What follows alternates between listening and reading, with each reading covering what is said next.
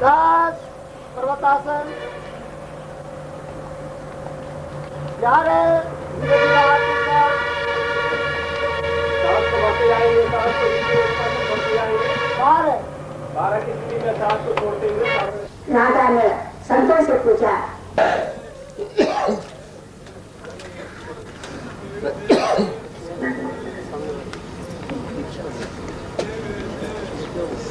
बोलिए परमानंद स्वामी निखिलेश्वरानंद महाराज की, परमानंद स्वामी सच्चिदानंद महाराज, सिद्धार्थ स्वामी साधक परिवार की, सिद्धार्थ स्वामी सभी योगी ऋषि मुनियों की, माँ भगवती जगदम्बे की, परम प्रभु गुरुदेव की, परम प्रभु गुरुदेव की, परम प्रभु गुरुदेव की, परम प्रभु गुरुदेव की, परम प्रभु गुरुदेव की, हरिहर महादेव।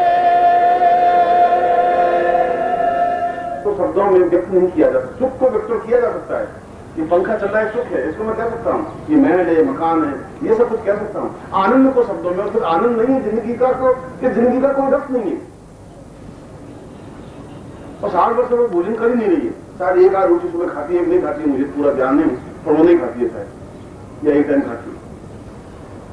जब आदमी अन्नमय कोष से हट करके प्राणमय कोष में चला जाता है तो आदमी ज्यादा सुंदर, ज्यादा प्रभावयुक्त बन जाता है। 2 साल ने छोड़ दिया है, अन्न की जरूरत नहीं है उसको, खाती नहीं है भोजन, और तुमसे ज्यादा बोल सकती, तुमसे ज्यादा 24 घंटे काम करती रहती। हम सब अन्नमय कोष में, वो प्राणमय कोष में जाने की क्रिया है, और इसके लिए प्रयत्न करने की जरूरत नहीं है। सुबह एक अटैचमेंट क्या कि सुबह मिल गई बीच में आदमी, गुरुदेव बस आपको बस मुझे विश्वास दिलाइए कि आप संन्यास वापिस नहीं लेंगे। मैंने कहा राधा मैं तो संन्यास लूंगा, मैं अब इस गृहस्थ शिष्यों से बहुत ऊब गया और वहां झरझर रोने लगी। ऐसा मैं तो कह रहा था मजाक में, मैं तो अपने एक लेवल पे चल रहा था, मैं कहते अब छोड़ देंगे इसको, और वो आकर के तुमको पटका रही, मूल तंतु वहां से। आज का दिन, और आज का दिन, आज से तुम्हारा प्रत्येक दिन आनंदमय होना चाहिए। तुम्हारे गृहस्थ में जाने के बाद तुम वैसे वापस बन जाओगे, बहुत गड़बड़ हो जाएगी। वैसे कि वैसे तुम्हारी बुद्धि तुम्हें भ्रमित करेगी। कल शाम को मैं फिर तुम्हें समझा रहा, तुम्हारी भावनाओं पर तुम बैठ करके आगे बढ़ो। तुम्हारी बुद्धि के बीच बाधक नहीं बन रही, यहाँ बुद्धि बाधक नहीं बन रही है। मेरा तो जब कभी तुम्हें सौभाग्य मिले, मैं नहीं कह सकता कि तुम्हारे भाग्य से उदय कब होंगे, मगर कभी भाग्य तुम्हारा उदय हो तो मुझे पहचान सको। अब इससे ज्यादा मैं तुम्हें कुछ नहीं कहता। हमारे यहाँ भारतवर्ष की सबसे बड़ी विशेषता यह है कि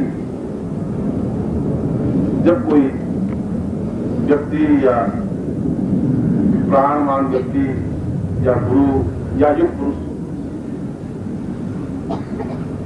जिंदा होता है तो हम गालियां देते हैं, नहीं मिलते हैं, दूर रहते हैं। मरने के बाद उनकी मूर्तियां बनाते हैं, मंदिर बनाते हैं, मालाएं पहनाते हैं, भजन कीर्तन करते हैं, अखंड जाप करते हैं। ये हमारे जीवन की एक विद्रूप है, न्यूनता है, कमी है, और कोई जरूरत नहीं तुम्हें पहचानने की। कृष्ण भी यही कह रहा था अर्जुन को कि तुम मुझे समझोगे ही नहीं। मैं तुम्हें बता रहा हूं कि मैं वृक्षों में कंठ वृक्ष हूं, वो खुद कह रहा था। इसका मतलब ये नहीं कृष्ण घमंड बता रहा था कि मैं बहुत मान बता, वो कह रहा है तुम समझ नहीं पा रहे हो, और नहीं समझोगे मैं चला जाऊंगा और फिर तुम पछताओगे। वो पांडवों को यही कह रहा था। गीता में पूरी बात यही है, 10वां 11वां अध्याय केवल इसी बात पर है। मैं नदियों में गंगा नदी हूं, तो गंगा नदी से बड़ी पवित्र नदी कोई नहीं होती, और मैं नदी गंगा हूं, मैं पहाड़ में हिमालय हूं। तुम ये समझ ले, क्योंकि उदाहरण देकर समझा रहा था। ब्रह्म की व्याख्या करके तो अर्जुन पूछता ही नहीं। और जब ऐसा कह रहा था 10वें अध्याय में 11वें अध्याय में, तो कृष्ण कोई अपना घमंड नहीं बता रहा था कि मैं बहुत महान हूं। घमंड बताता तो सार्थ नहीं बनता, तो योद्धा बनता। वो तो सार्थ बन गया है अत्यंत लघु रूप में, एक मामूली 300 तनख्वाह पाने वाला, एक के साथ ही घोड़ा चलाने वाला वहां बैठा। मगर वो जब समझे नहीं तो समझाने की क्रिया कर रहा था। इसलिए मैंने लाइन बोली है कि हो सकता है तुम्हारा कभी भाग्योदय उदय हो और कभी तुम पहचान सको। नहीं पहचान सको कि तुम्हारा दुर्भाग्य है, मेरा भी दुर्भाग्य है। फिर अगले जीवन में सही, फिर वापिस कोई गर्व सुन लेना। अब कैसा गर्व मिलेगा तुम्हें? अच्छा मिलेगा, ब्राह्मण का मिलेगा, शूद्र का मिलेगा, कैसा गर्व मिलेगा मैं नहीं कह सकता। फिर किसी गर्भ में पैदा हो जाना, फिर मल में पड़ा रहना, मूत्र में पड़ा रहना, फिर 8-9-10 साल तक उसमें घिसटते हुए, फिर तुम्हारी मेरी वापस भेंट होगी, जरूर होगी, 20वें साल में, 25वें साल में, 30वें साल में। फिर मैं तुम्हें यही बात कह दूंगा, तुम पहचान लो तो ठीक रहेगा, तुम्हें वापस जन्म नहीं लेना पड़ेगा। फिर तुम्हारी बुद्धि तुम्हें भ्रमित करती रहेगी, फिर कोई और राधा खड़ी होगी, वो गालियां देगी, फटकारेगी तुम्हें, फिर 2 क्षण तुम्हारे आंख में आंसू आएंगे, फिर बाहर निकलने बाद तुम वापस वैसे हो जाओ। मैं नहीं समझता कि ऐसा क्षण तुम्हारी जिंदगी में कब आएगा, कैसे आएगा। आए मैं तो ऐसी कामना, मैं तो केवल अपने हृदय से आशीर्वाद दे सकता हूं, अपना प्राण दे सकता हूं, अपना चिंतन दे सकता हूं, मैं अपना सब कुछ न्यौछावर कर सकता हूं। इसका अलावा कर भी क्या सकता हूं? शायद तुम्हें कभी समझ में आए, मैं ठोकर मारता हूं, गालियां देता हूं, फटकारता हूं, तुम्हारे मेरे संबंध तो टूट सकते नहीं, टूटेंगे भी नहीं। तुम ही भटक जाओगे, रास्ता पकड़ेंगे, तुम बदलोगे, मैं पकड़ने नहीं बदलता हूं। मैं जिससे प्यार करता हूं तो प्यार करता हूं, पूरे दमखम के साथ करता हूं, जिंदगी के अंतिम क्षण तक करता हूं। मैं तो करता हूं क्योंकि मुझमें करने की क्षमता है, चाहे बाधाएं, चाहे विपत्तियां, चाहे समस्याएं, इस बात की मैंने परवाह जिंदगी में की नहीं। तुम्हारी बुद्धि, तुम्हारी आलोचना तुम पर हावी होगी, तुम पगडंडी बदल के खड़े हो जाओगे, तुम्हारी पगडंडी तुम्हारी जगह है, तुम जाओगे। दारुण दुख देही निछुरत एक प्राण धर ले।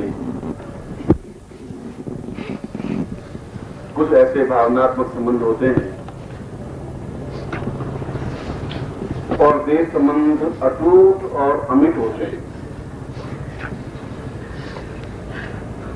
और ऐसे संबंधों में पूरे संसार में केवल एक ही संबंध माना जाता है, जिसको गुरु शिष्य संबंध कहते हैं, क्योंकि ये संबंध शरीर से संबंध ही नहीं है, और फिर भी इतनी अधिक वेदना और विफलता होती है।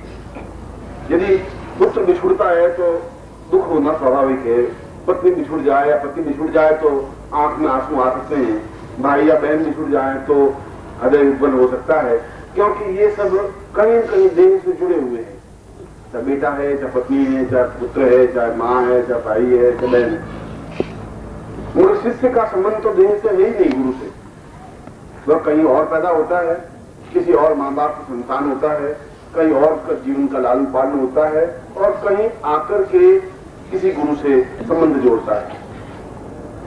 और उसके बाद भी ऐसा लगता है कि जैसे अगर एक क्षण भी अलग हो गए तो ऐसा लगता है जैसे प्राण खुद खींच रहे हो, प्राण जा रहे हैं, और उतनी दर्द, उतनी वेदना, उतनी छटपटाहट अनुभव होती है।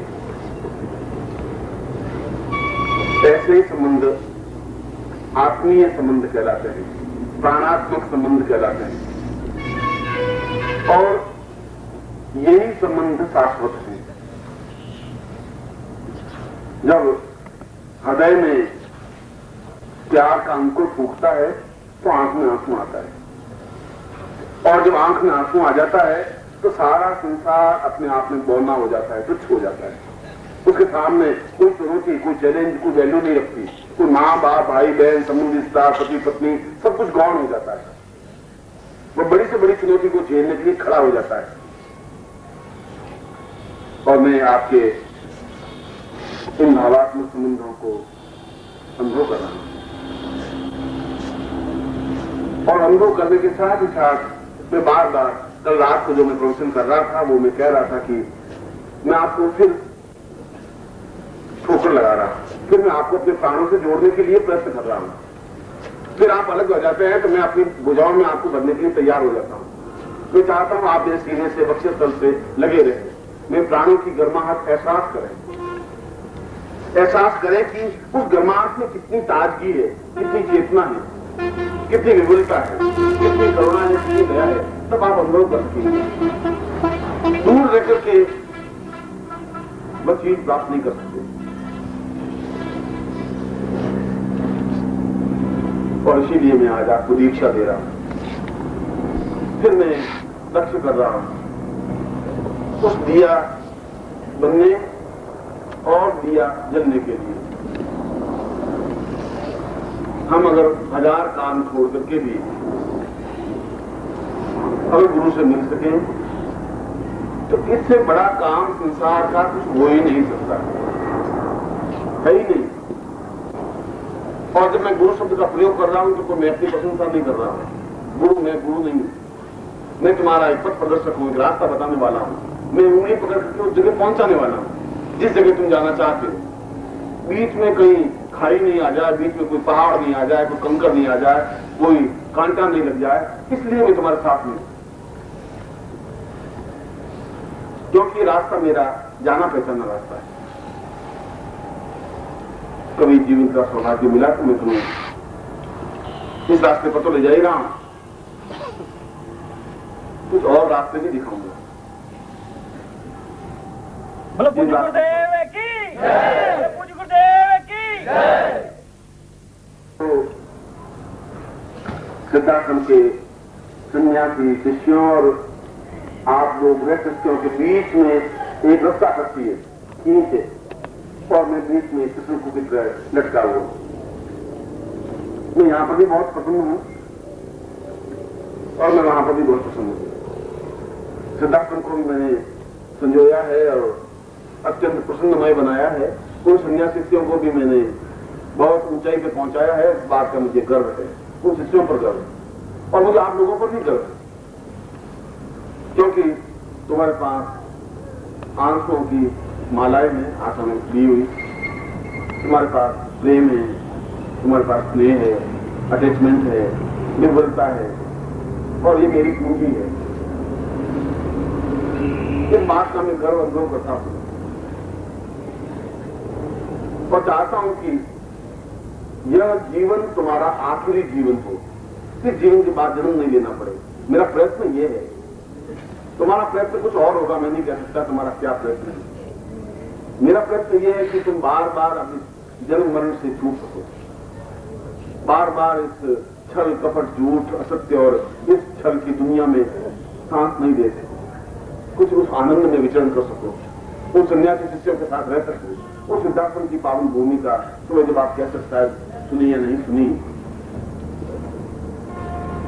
और वास्तव में भूमि व स्थान वो जगह को तुलना नहीं है, कोई नहीं सकती, बिना प्रभावी की वहां पहुंचा ही नहीं जा सकता।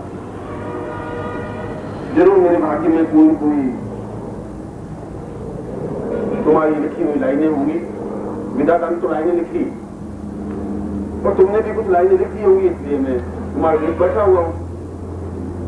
पत्नी का मुझे मोह है नहीं, रहा भी नहीं, पुत्रों का मुझे मोह है नहीं, रहा भी नहीं, है भी नहीं।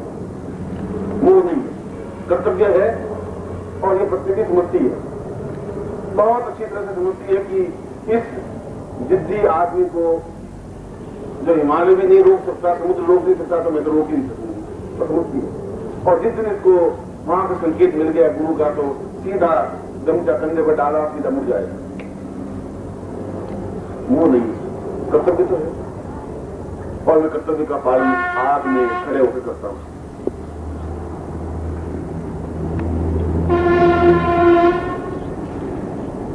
कभी न कभी कोई ऐसा रास्ता जरूर मिलेगा जहां तुम्हें सद्बुद्धि, चेतना, प्रेरणा प्राप्त हो सके। कोई ऐसा क्षण जरूर होगा जब तुम मेरी उंगली पकड़ करके चल सकोगे। ऐसा क्षण तुम्हारी जिंदगी में आवे, कब आए यह तुम्हारे ऊपर निर्भर है।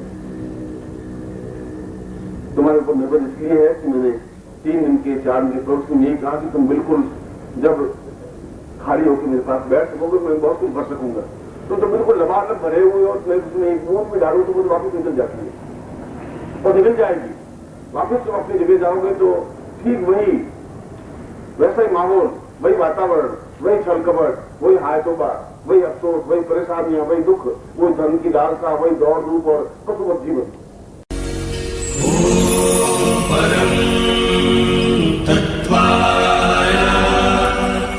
नारायणाय गुरु गुरु